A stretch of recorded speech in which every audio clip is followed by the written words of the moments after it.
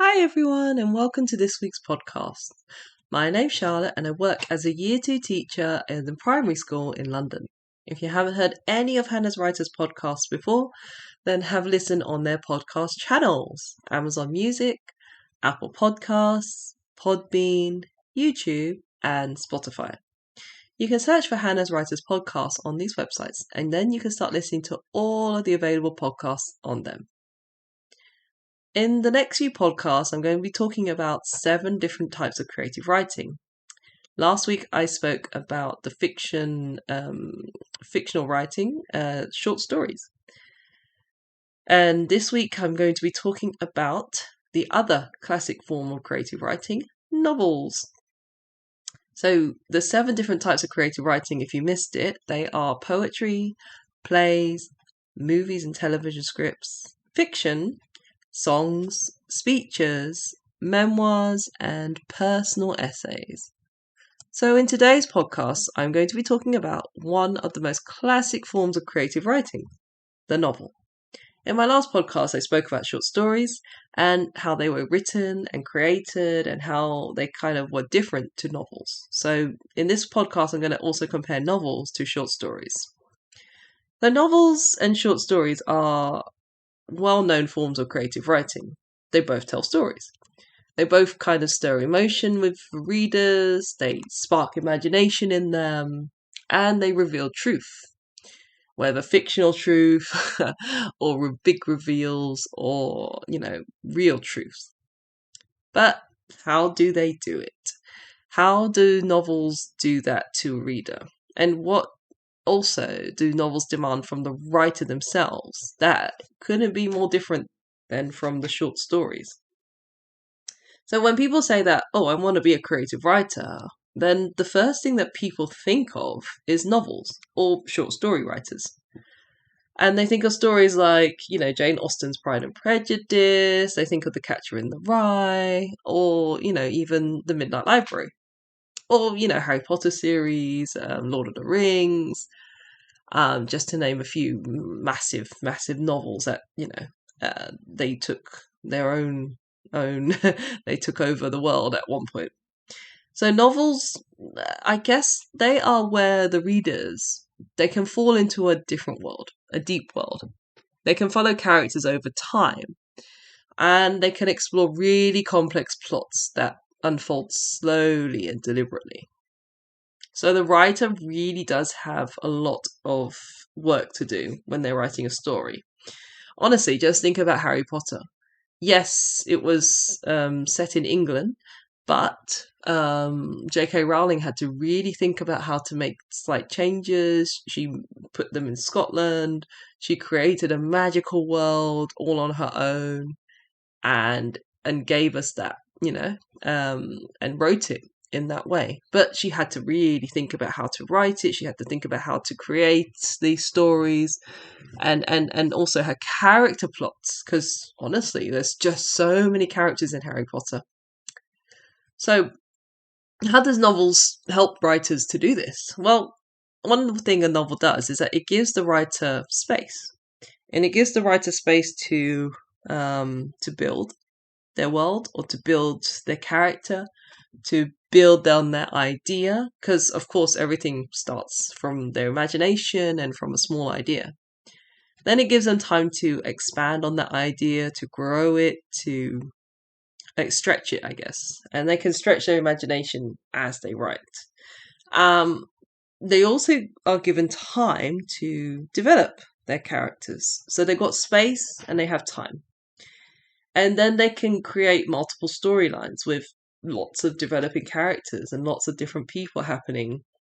Lots of people exploring different events and being part of different things and joining in with different storylines.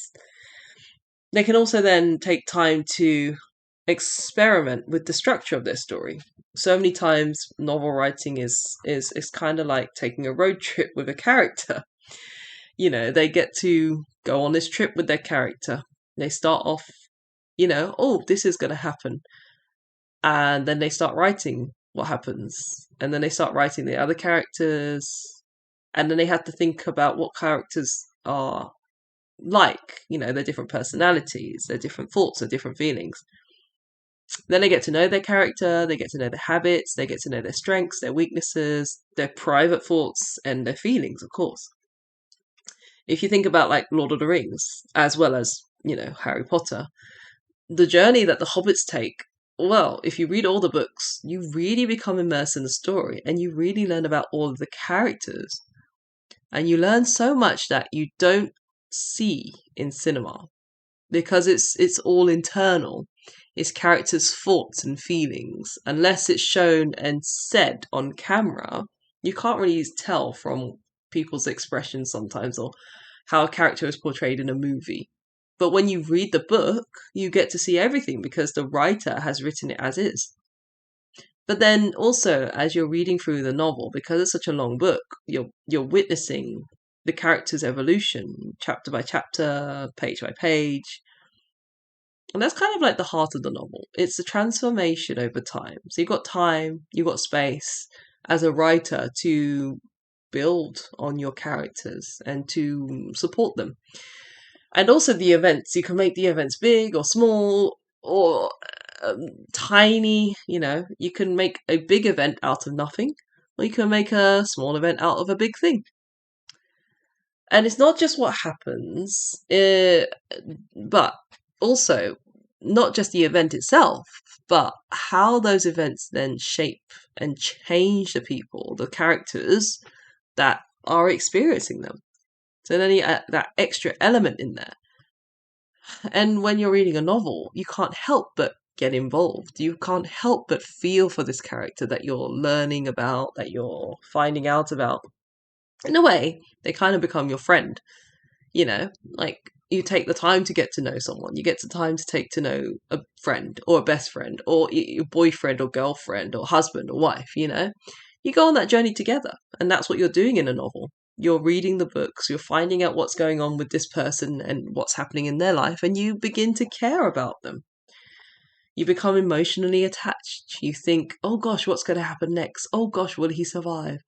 Oh my gosh, I didn't know that secret, and now we know the secret is out. And yeah, I mean, if you look on forums, you can see so many people writing so many different theories because they're just that involved in the character's development. They're that involved in a character that has been completely made up and is something out of a person's imagination. Yeah, so, I'm not going to get into that, but if you've ever read any forums of people complaining about character arcs and story arcs and character development, then you know what I'm talking about. So moving back to the novels, when you compare novel writing with short story writing, short stories, if you didn't hear my podcast before, then I suggest maybe you go have a listen to it.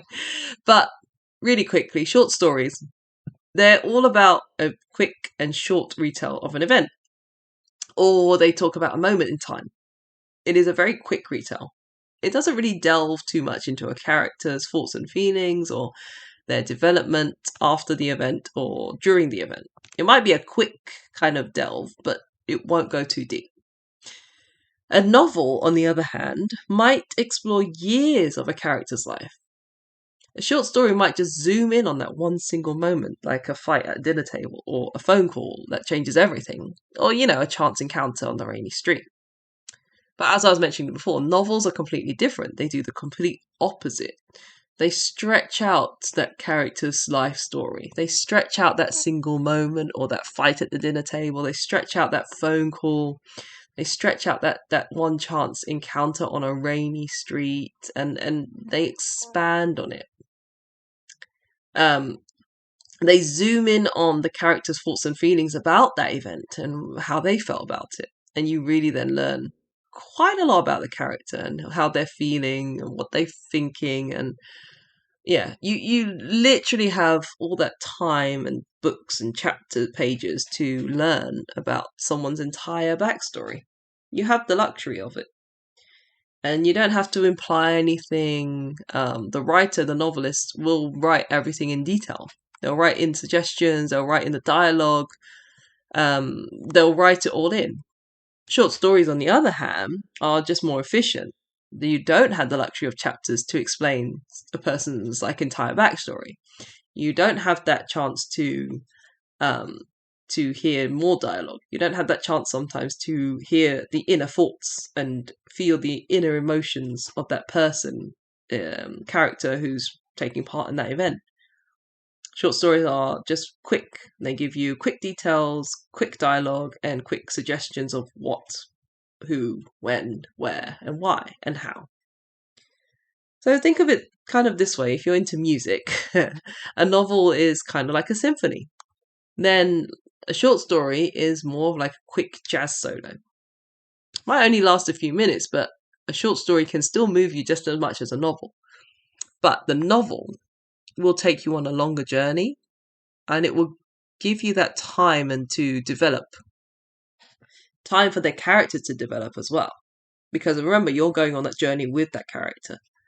So the novelist, the person who's writing their novel, really has to take their time to think about how they want the reader to feel about them. Do they want the reader to be happy about this character?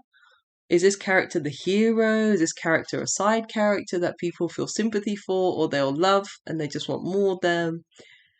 What kind of personality will this character have? If it's not a great personality, then are they the baddie? Are they the villain? Are they perceived to be the villain, but they're actually quite a good person? And then they got so much to play with. They have so much time to then create different backstories, or they can create different moments in time that then, lead you to these kind of thoughts and feelings about characters in general. Um, so sometimes the writer has to realize what is their story about. I mean, when you write a novel as well, you can get lost in it, and it's trickier to get yourself back into a story. So when you're writing, you should remember that novels have a different structure. They have different paces, fast pace and slow pace. And they also have their purpose, their structure of, here's the main character. This is the journey that they're going on. These are the people that they're meeting, but they still got that one quest or that one mission or that one kind of overall ending that is meant to happen for that person. So in a novel, you often have multiple arcs. There's a central plot, of course, for that character, the main character, but you can also have the subplots, the side characters. And that helps to build the world around that main character. You had those themes that echo and evolve, and it's kind of like weaving a very big and intricate tapestry of things. A tapestry of wood, a tapestry of rope, a tapestry of fabric and materials. So you can have all these different types of materials and weave them together to create an intricate world. And the multiple arcs, then, as long as a novelist is keeping track of them all, because I'm sure once you add in so many characters, you get so many different arcs and so many different things happening. You have to kind of think about, how am I going to bring all of this together at the end? How is it all going to finish at the end of this story? And sometimes it's tricky because the novel won't finish at the end of that story. The novel will actually carry on to the next story. I mean, yeah, as novelists, you can write as many books about this one arc, about this one character, about this one thing, because that's the whole point of a novel. It's still journey. It's the whole journey of the characters, a whole world building, the creating of a whole new world for these characters, the subplots, the arcs, the side characters. And it's all there for them to, it's all there for them to work on and to write about. So one of the things I mentioned earlier about novels is the pacing. And what I mean by pacing is that the novels can be written quickly or slowly. And the writer can spend time exploring moments and events. They can make time pass really quickly, or they can make the time pass very slowly. They can speed things up very quickly and move it on in weeks or months or years with just a few words. So they can say a few years later, then you know a few years have gone. Or they can say a few weeks later, literally moves them on through the story, but it keeps track of what's happened. Short stories are very quick though. As I mentioned before, once you've written a short story, you can only write about that one moment in time. You can't then suddenly jump from one event to another, unless that's what your story needs to be doing. But with short stories, it's usually more about that short time and that short moment in time. Unless, of course, it's at the beginning of the short story where you said, this event happened, and then a few years later, now, up to date, this is happening now.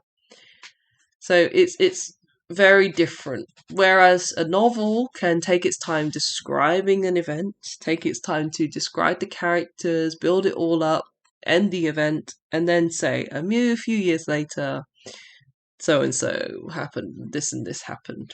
And then again, it can slow down the pace. So after a few years have jumped, you go back to writing about different moments in that new time. The next thing that I'm going to compare is the thematic purpose. Novels can explore many different ideas. They have lots of different perspectives and questions as well. Again, if you've ever read these long novels and you have so many questions about so many different characters and why did they do that at that time? What was going on through their head? Or why did they choose to do this or say this or do that? And short stories, though, are very different. They just deliver one clear and explosive idea. And they have to make sure that whatever they've written really just hits right with the reader. So how does this then all affect the writer, the novelist themselves? Well, novelists require writers to have a lot of endurance when they're writing. Because writing a novel means that you're committing yourself to spending that time. You're committing yourself to taking your own time and space to create this other world, to create these characters, and to create these arcs and subplots and side characters, and create your idea as well. Because at the end of the day, it is your idea. And it can take the writer months or years just to finish writing one story. And of course, you'll probably rewrite it, you'll edit it, and doubt what you've written half the time. You'll probably get rid of bits, add bits, scrap bits, edit bits so much that you don't even know what you're writing anymore. And then you end up getting lost in what you're writing. But if you do stick with it and you want to write your novel and you've got this drive and you want to create something and you want to create this story, then you can do it. It's something that, has been proven that in the past by other people can be done. If you're a short story writer, you actually have to be probably a little bit more disciplined. You have to be a bit more exact in what you're trying to say. And you have to trust that having less writing is more. You have to be kind of willing to leave things out, leave things unsaid, and just kind of let the reader fill in the gaps. But having said that, many writers do start their career writing short stories first to sharpen their skills and learn how to write quick short stories and create impact in a few pages. Then they move on to writing novels. And they use the novels then to stretch their imagination, to stretch their creativity, their minds. And, they take on that task to explore their ideas and write a novel rather than a short, quick story. So both of these creative writing pieces are challenging, and they're meant to be challenging, but they're also very rewarding, especially once you've created something and you've written a story that you feel very happy towards or you feel very involved in, and you're like, this is my baby, I created this. This has come from an idea of mine, and look at what I've made. So, yeah, that's all for this podcast. Thank you for listening, and I hope that it has helped to inspire you to think about maybe writing your own novels in the future. Or if you're thinking about writing a novel, or you've started writing a novel, it will help kind of push you to keep going and finish it. Finish your novel, finish writing that story, whatever it may be. Write about your main character and your sub characters and your plots and your arcs, and you know, one day it might just be a hit and people will love reading it and they can't stop reading it. If you are interested in becoming a published author yourself, then why not visit Hanaz Writers' website and you can sign up for free. You can even write your own stories and poems and get help and guidance on how to publish them through the website. And if you enjoyed this podcast, and of course you would like to listen to more, then like and subscribe to Hanaz Writers on their podcast channels. They have one on Amazon Music, Apple Podcasts, Podbean, YouTube, and Spotify. You can also search for Hanaz Writers podcasts on these websites, and then you could just start listening to all the available podcasts on them. Thank you all for listening, and until next time, bye!